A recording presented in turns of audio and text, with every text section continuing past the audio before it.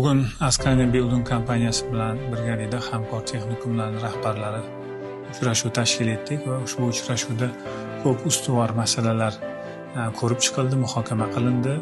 Oldimizga qo'yiladigan rejalar belgilab olindi.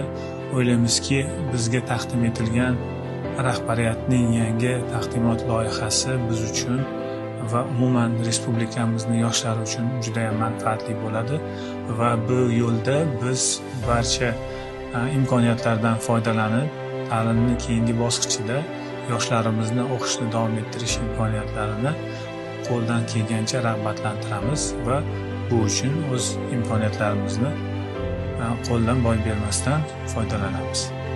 Assalomu alaykum. Men Nazarov Farhod, Samarqand shahar 2 texnikum direktoriman. Bizning texnikum bilan Askania Building kompaniyasi o'rtasida o'zaro memorandum imzolangan bo'lib, House Building tizimi bo'yicha o'quvchilarimiz tahsil olmoqda.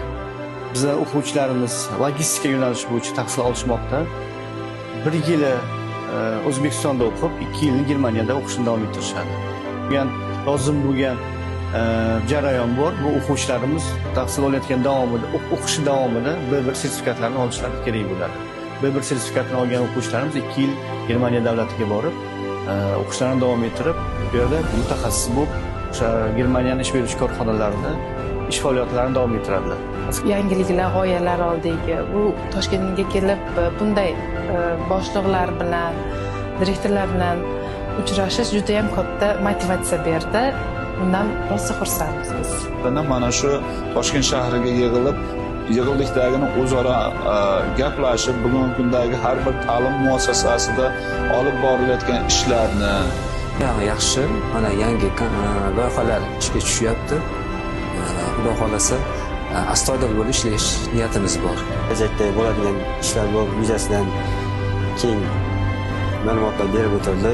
Maqsadimiz o'quvchi yoshlarning jahon bozorida malakali mutaxassis qilib tayyorlash.